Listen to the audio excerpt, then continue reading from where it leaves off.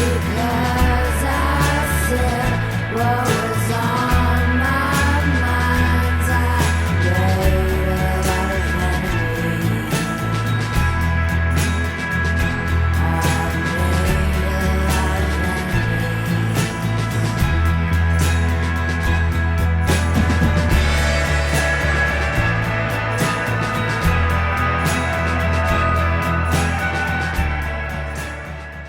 Welcome, everyone, to Science from the Fringe. My name is Bryce Nickels. I'm a professor of genetics at Rutgers University, and I'm thrilled to be joined today by Sigrid Bratlie. Sigrid is a molecular biologist and science communicator whose work explores the intersection of biotechnology and society. She currently serves as a strategic advisor on biotechnology for both the Norwegian Cancer Society and Langsik, where she focuses on biotechnology, synthetic biology, and biosafety. She's written 2 books. The focus of today's conversation is going to be on her second book, which was released earlier this year, called The Wuhan Mystery, The Hunt for the Origins of COVID. In this book, Sigrid investigates the origins of the COVID-19 pandemic and presents a meticulously researched case for a research-related origin. Sigrid, how are you doing today? I'm good today. Thank you, Bryce. This is the second time I've had Sigrid on the Science from the Fringe podcast. We spoke last December, and I invited her back because there's been a lot of change, a lot of stuff to talk about that's happened in the interim. So I want to begin by asking you if you could sort of give us, last time we spoke, you said you were working on your book. So now that your book is out, can you tell us a little bit about the book? In particular, how it's structured, the unique structure of it is what I wanted you to mention. Yeah, sure. So I decided last autumn to write this book to sort of give a proper overview of what the status is now in the hunt for the origins of COVID. I have decided to write it as a sort of almost like a true crime. That's what it felt like when I started to look into this. It was almost like a true crime where you sift through all this evidence and piece together the different pieces of the puzzle. And I just want to highlight right away that I don't really present any new evidence in the book. I use all the evidence that has been collected by people like yourself and Alina Chan, Matt Ridley, Drastic, all the people that you are very familiar with, those of you who know the COVID origin story. But I try to present it in a way that is coherent and that is engaging and that sort of concludes on where we are at the moment. And so the first part of the book is a detective story, more or less, where I dive into a lot of the evidence, and I also give a description of a lot of the historical background that's important around gain-of-function research, around biodefense, 9/11 anthrax attacks, the Sverdlovsk anthrax leaks, all of these things that kind of make up the totality of this story. And then I tie all of this together in the second part of the book, where I put forward my conclusions and accusations about the people who have contributed to what I believe is most likely the explanation for what happened, which is a lab leak and a subsequent cover-up of the story for political reasons. And then I have a third part of the book where I use my own experiences from the debate around the COVID origins to address some of the sort of overarching questions and topics around the role of science, the politicization of science, the role of the publishing system, the importance of trust, and how to do science communication, and a lot of these sort of meta discussions around this COVID origins debate. Can you talk about how your book is different from other books on COVID origins? I think the main strengths of this book is the sort of combination of the science, but also the sort of popular science angle combined with a sort of more personal touch, and also it's written as a sort of true crime thriller. So I think, trying to engage people in a different way about science, that's the sort of main difference. And also I think it's the books that I've read on this that are the best books, including Viral by Alina Chan and Matt Ridley, that's already a few years old. So I think it's also more up to date. It has some of the more recent information included in there.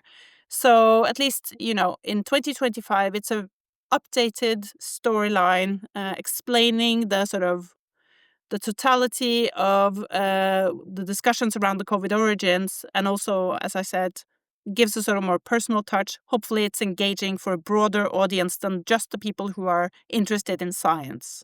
So, just to be clear, right now the book is currently only available in Norway, and you are working on trying to translate it into English and make it available to English-speaking audiences. Is that correct? Yes, that's correct. So it's taking quite some time to just focus on the release of the book here in Norway. There has been a lot of focus on that, a lot of media attention. But now I think it's time to look at ways to take this out to a broader international audience.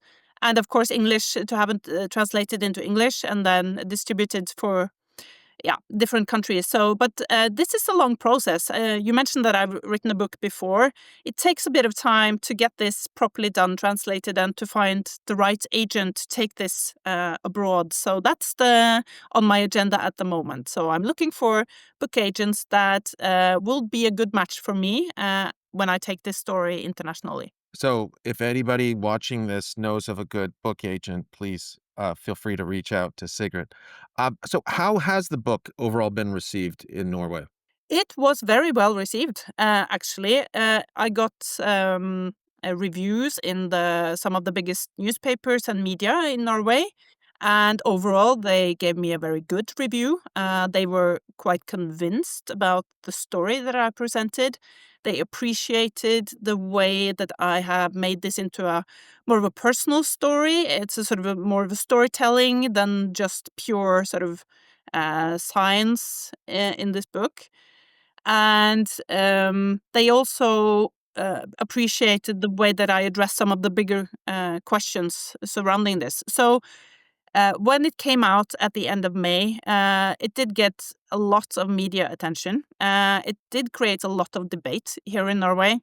Of course, it's not a new debate because some of the some of the contents of the book is based on the fact that this debate started properly last summer, the summer of 2024, which culminated in me being personally attacked by some of the scientists that are involved in the COVID origins cover up. So the debate has been ongoing for quite some time in Norway, but the book sort of renewed the debate, presented the story coherently, and I think I have got a lot of positive feedback on this. And then, of course, there are some people who are very displeased with the whole thing, not just people across the globe, but also in Norway. There are some scientists that are very critical of me. So we have been having some discussions also in public for the last months.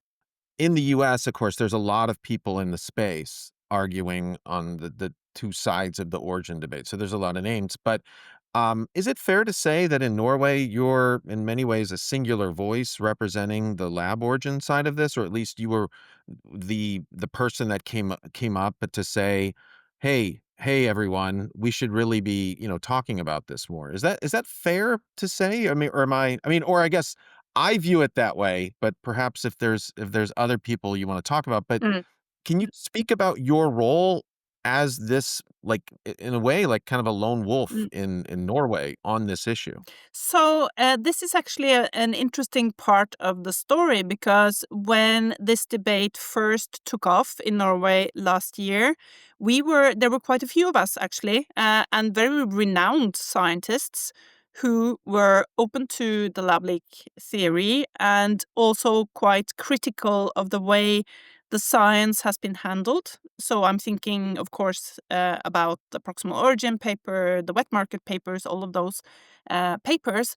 And actually, there was this big newspaper article in the biggest newspaper in Norway about this, where they had interviewed, I think there were 5 of us who were open to the lab leak theory and being critical, and only 1 that were, clearly on the zoonosis side of things. But after that, the debate turned so hostile that a lot of the other scientists who have been more open about this, they have retreated.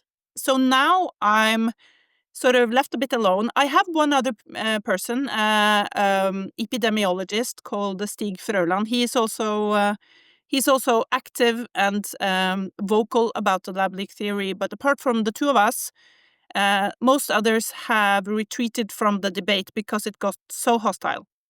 I think last time we spoke about how, in a way, Europe has been a bit behind the U.S. on this issue. Is that true in terms of the way it's been? How, is that fair to say that the European discussion around this has been a bit different than in the U.S.? Yes, I think so. I think this has been, at least from a Norwegian perspective, this has been very low on the agenda. We've had some occasional reports from the US and from the world about the origins of COVID, but it's been very low on the agenda, both for scientists and in the sort of broader public debate. So it feels a bit like we're sort of a bit late to the party in a way, because you've had this discussion for so long in the US. But I think it's important that European countries also engage in this. Of course, it's a global topic. We know that the pandemic has global repercussions, but also the politics of this is very much relevant to Europe. And as those who know this topic well, there are also scientific groups in Europe that are engaged in gain-of-function research, and the politics here should definitely be more up to date in terms of those discussions. Can you discuss in your book what you see as the strongest evidence that COVID had a lab origin? So I think it's the sort of totality of everything. But if I were to just mention one or a few things in particular, it's it's, of course, I'm a molecular biologist. It's the molecular biology itself. So, of course, the presence of the furin cleavage site, and also the epidemiology of how this outbreak and then subsequent pandemic unfolded, which is unusual, and that, at least at the moment, it cannot be explained by evidence from zoonosis in any way. It can be much better explained by molecular biology and by ongoing research in the Wuhan lab. So I believe it's the most parsimonious explanation that it's a virus that resulted from ongoing research at the Wuhan lab. But of course, there's a lot more. And I think the fact that there has been so much politicization of the science itself is a clear indication that something is a bit off here. You wouldn't have that. You wouldn't have all this politicization of the science and discussions if it was a normal zoonosis. So I think it's a combination of things. Can you discuss, I guess, Kristian Andersen in this context? Can you give a little bit of a background on who he is, what his role has been in the COVID origins debate, so that we can sort of then get to, present day and what he's been doing in Norway? Yeah, sure. So Kristian Andersen, he's a Danish scientist but he works in the US. He's a evolutionary biologist or virologist. He was a co-author of the infamous proximal origin paper that came out in March 2020, that established a zoonotic origin for COVID as near definitive, I would say. So it doesn't definitively exclude the possibility of an alternative origin or a lab origin, but I think that the wording in that paper is so strong that in the consequence is that it was uh, the lab leak theory was put aside. So he established the narrative in, of course, collaboration with other scientists, and also, as we now know, subsequently from a lot of documentation that has been released, that he was also in tight dialogue with certain political authorities in the UK and the US. So I think, so that paper, actually, the proximal origin paper, is what triggered me first, because at the time in 2020, and I do describe this in my book because the reader is allowed to follow my journey through this. Early 2020, I wasn't particularly involved in anything to do with COVID origins. I had there was one instance where I was on public radio. That was in April 2020 to discuss, listeners, the public had questions about COVID in general. And then there was a question on the origins that came up. I had looked briefly at the science, including the proximal origin paper, which concluded very strongly that it must be zoonotic.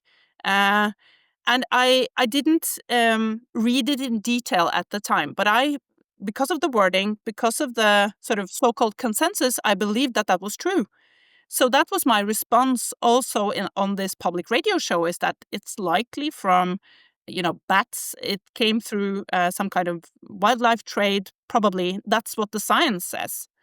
And then fast forward to 2024, when I started looking at this again, I decided to read the proximal origin paper, and I immediately understood that the arguments were not supported by scientific evidence, and it's argued in a way that no scientist would do. So that was actually what triggered me at the time. There are the evidence does not substantiate those kind of conclusions. And yeah, so that was the sort of my way into the whole COVID origins case, and therefore the sort of proximal origin is a main feature of the way that I describe my journey. And Kristian Andersen is also a prominent character in my book because of that, and also because, as you know, Bryce, and that some of your listeners might know as well, he came to Norway about a year ago. It's actually almost exactly a year ago. He came here to give a lecture on the origins of COVID, where he launched a personal attack on me during the lecture, labeling me a conspiracy theorist, anti-science, and all these things. So that was a bit of a shock, and that's actually when I decided to write the book. You and I both, what we both share is that Kristian Andersen has come after us personally.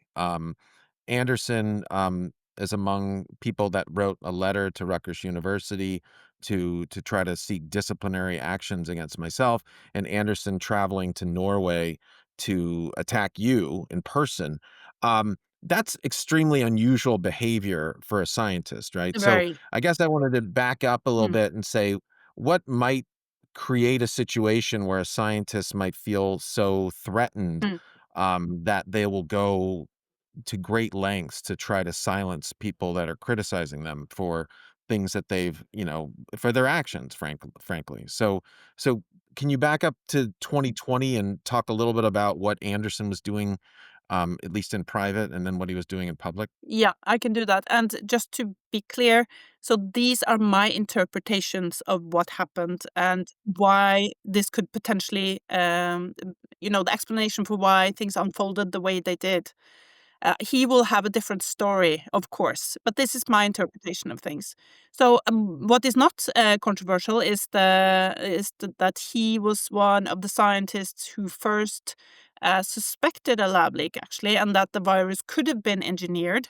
And he reached out to people in the U.S. Health Administration and also the UK to discuss this possibility. And then through all the communications and other things that we have seen subsequently, it's quite clear that when he presented this theory, he met a lot of opposition, both from scientists and from sort of political figures.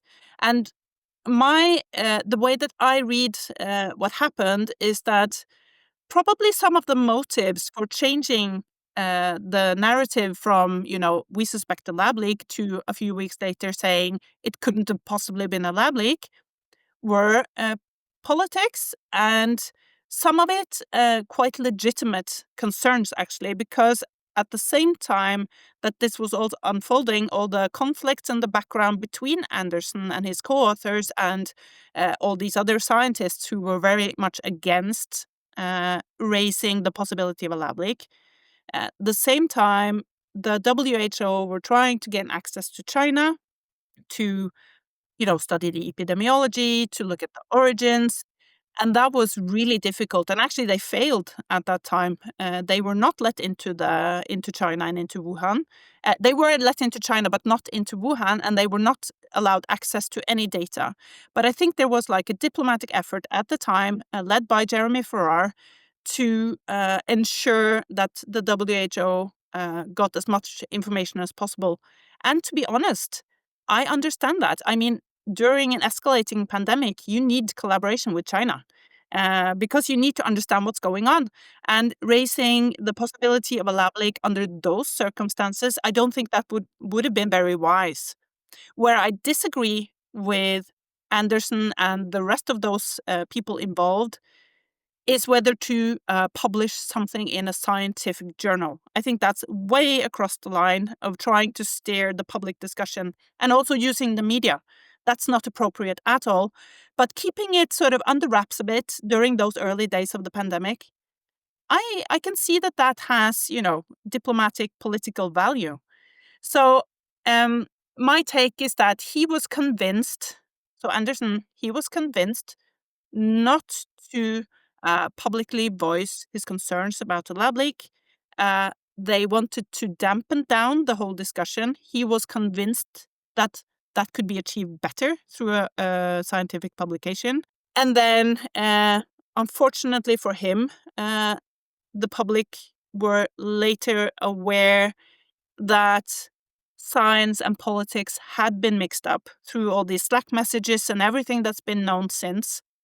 And I think that at that point, around 2021, when all of these internal communications were made available in public, I think the whole lab leak discussion, the COVID origins discussion, was not just a geopolitical liability. It became a personal liability for Andersen and his co-authors, which is the reason why they have gone further down the line of, publishing these papers that are frankly very problematic from the wet market data to support a natural origin. I think the science is very problematic, and yeah, I'm very highly critical of those papers. And I think the explanation is that it's the only thing that substantiates any claim of a zoonotic origin at the moment is the wet market, because there is no other data.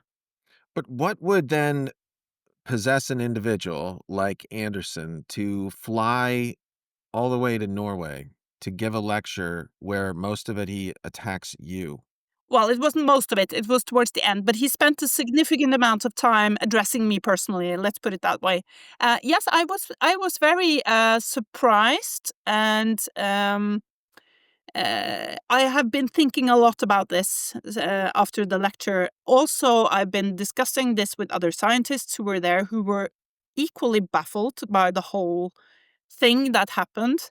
Uh, and I think the pieces have fallen a bit more into place. So what I learned a few months later, so after our last podcast, is that Andersen was first nominated and accepted as a member of the Norwegian Academy of Science.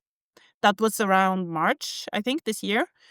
Uh, and then I learned that some of his Norwegian colleagues or friends, they want to recruit him. They want to hire him and give him a position at a Norwegian university. So I think this is actually the main reason why he took the time to come all the way to Norway and spend so much effort trying to what I believe is to silence his critics in Norway is because he wants to make an academic career here. Is there any chance that he will be leaving the US and going to Norway and setting up shop there? Well, I don't know. So at first, it was unclear whether this was, in fact true. But then there was a U.S. journalist, actually, Paul Thacker, who did some work, and he got confirmation that they were trying to recruit Andersen, and also a Norwegian journalist did the same. They got confirmation from some of the scientists here in Norway that they were, in fact, attempting to recruit Andersen. The university itself has been more uh, vague about everything, so I don't know whether the university wants to do this, but that there are certain scientific groups that want to hire him, that is confirmed. I don't know the status of that now. I'm sure they will not tell me anything. So I don't know, actually, whether that will happen. I wouldn't be surprised if they succeed, to be honest. I mean, to be fair, perhaps this, you would be unhappy, but I have to say, if I'm being honest, I would love for that to happen because then he would be leaving the US. But that's just my own personal opinion. I know that others may be unhappy if he arrives in Norway. I Yeah, don't know. But I of course would not agree with that at all. I would be, and I've said as much in the media as well. I would be devastated on behalf of Norwegian academia if that happens. If they do what I believe would be a sort of political recruitment, and probably to sort of, I don't know if it's to protect him from, some kind of accountability in the US or what it is. I know that some of these Norwegian scientists, they have close collaborations also with China. I think that's part of the explanation why they want to at least protect the sort of the narrative around this, is because they don't want anything to happen to the scientific collaborations between the West and China. And it's complicated. I think, yeah. But I would not be happy if Andersen came here. We would then I know. then we would frequent the same arenas, the same scientific arenas. We would have the same acquaintances. We would meet up regularly. Actually, me and Andersen. That would not be nice. That would be, yeah. Okay, well, is there a way to get out of those? Maybe you don't have to go to those or something? I don't know. That would He's kinda not okay, gonna I would drive agree. me away from participating in on scientific arenas. I will definitely keep on with that. So actually some of his so Zach Hensel is one of them, but also some of their Norwegian friends, they are trying to prevent me from participating, for example, in scientific meetings and to have me as a speaker.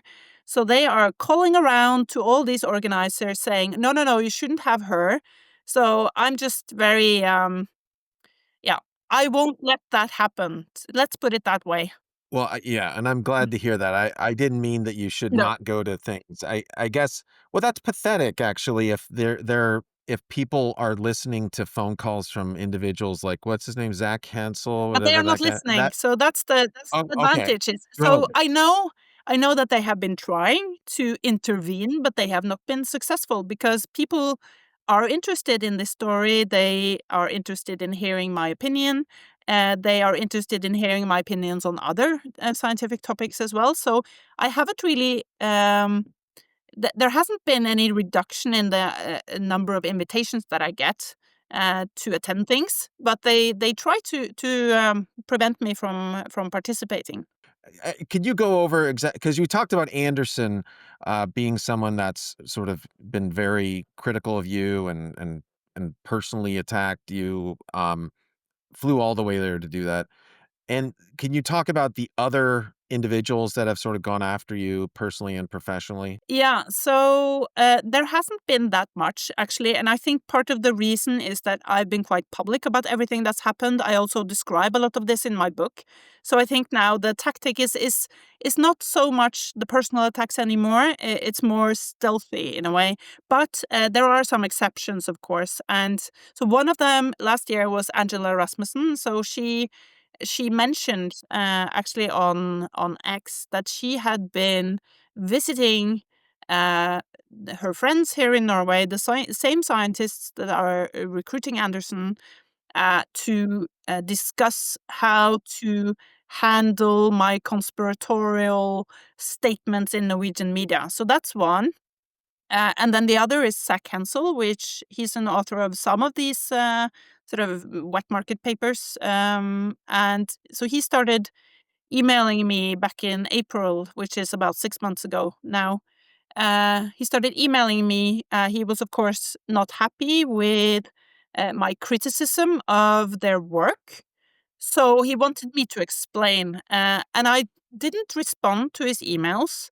I had, for one, I had been warned that he can be a bit uncomfortable, so I didn't respond. And also, it was quite clear that he was not really interested in a proper scientific discussion. He was interested in sort of making me uh, uh, retract some of my criticism. That was quite clear from the way that he wrote his emails. And when I didn't respond, he contacted first my employer.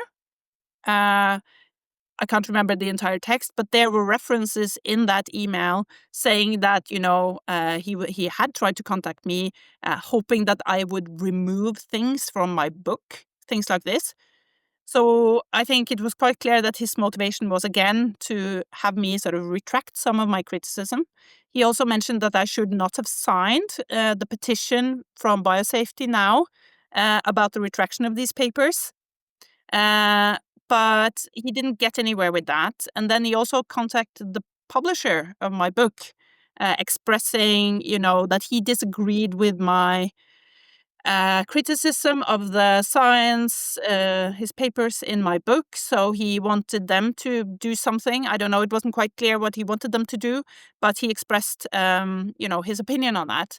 And nothing happened after that. But then suddenly, and I must say, he wrote an op-ed now a couple of weeks ago in one of the major Norwegian newspapers, where he tries to discredit a lot of the things that I have written in my book and elsewhere about the origins of COVID, which is, of course, fascinating that he would spend his time writing op-eds in Norway. But I must say, a much better way of dealing with this than contacting my employer and my publisher and doing things in back channels. I would much rather have an open discussion. So I think that's actually quite good.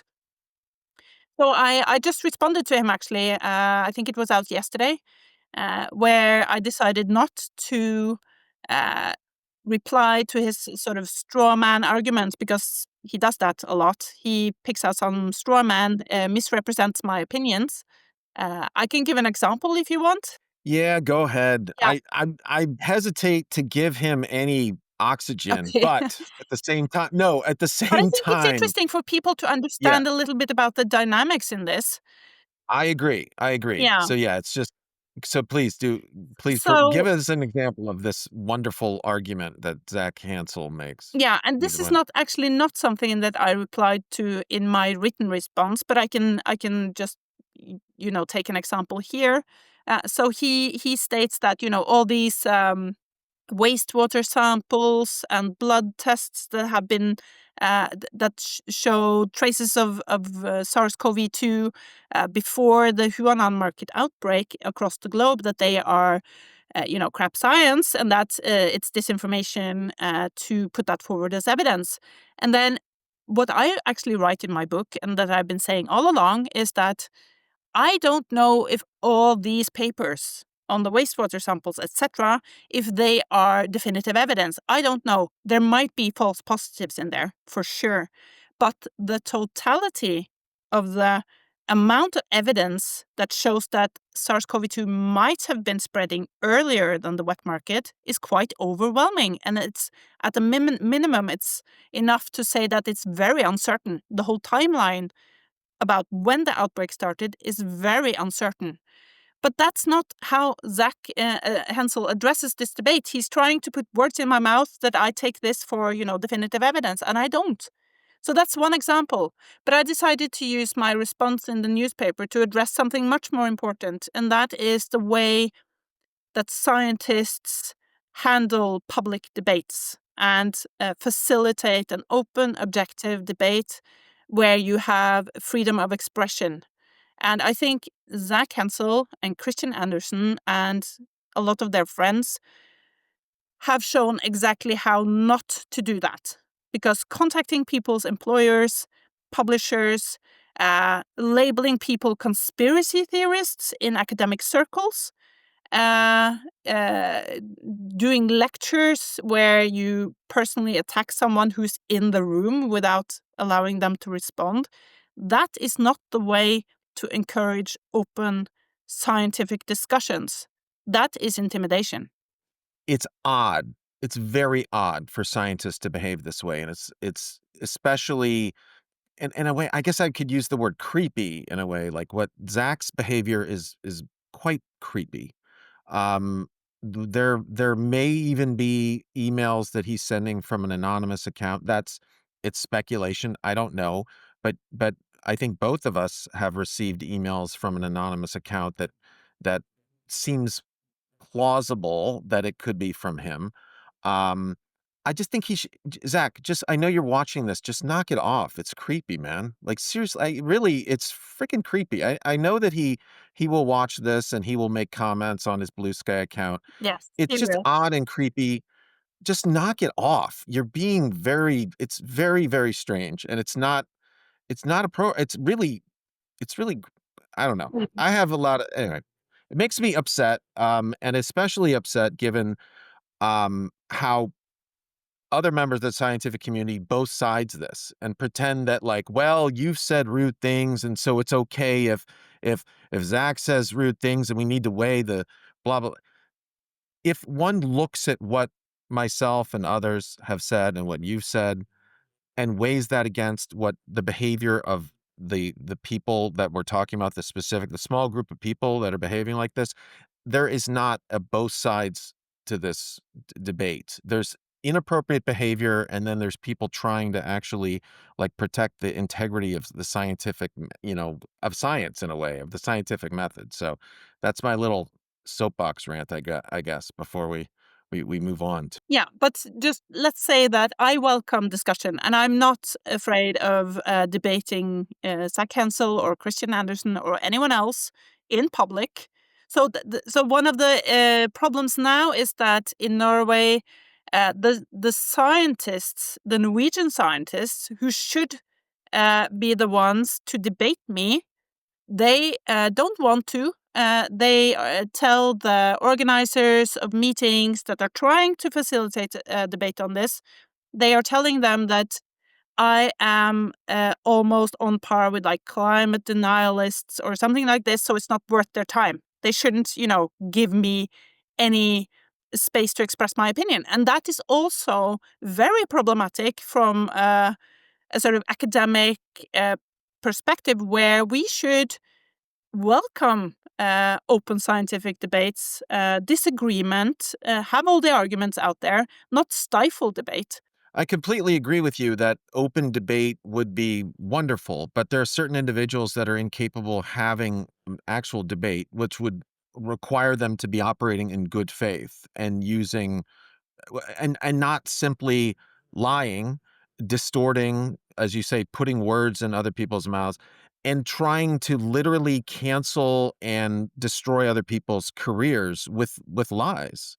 I mean, that's simply just wrong. And those people, I don't have any interest, nor should anyone, of listening to a debate with individuals that have a long track record of lying and using these intimidation tactics.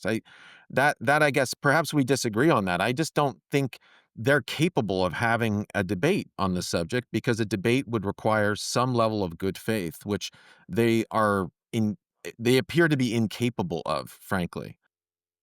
No, but in fairness, I would say that people are entitled also to be of a completely different opinion from you and I. So I know there are people who think that these scientific papers on the wet market and the proximal origin are top-notch science. And they are also entitled to that opinion, but we should be able to discuss that properly and not silence people who differ in opinion. That's the sort of core argument that I would put forward at the moment. We need to get all these views on the table, discuss them properly. We can agree to disagree, but silencing your critics is not the way to go. I take your point, but let's talk about one scientist who would argue that these wet market papers are crap, and that's Ralph Baric, correct? Yes. So do you, do you want to talk about how who Ralph Baric is and what his role is in the COVID origins debate? Yeah, that's one of the things that I find most intriguing is Ralph Baric. So he's a scientist at the University of North Carolina. He's collaborated with Shisheng Li and Peter Daszak, which are other, of course, important people in the sort of backstory here, doing research on coronaviruses, making chimeras, genetically engineered coronaviruses to study their spillover potential in a way.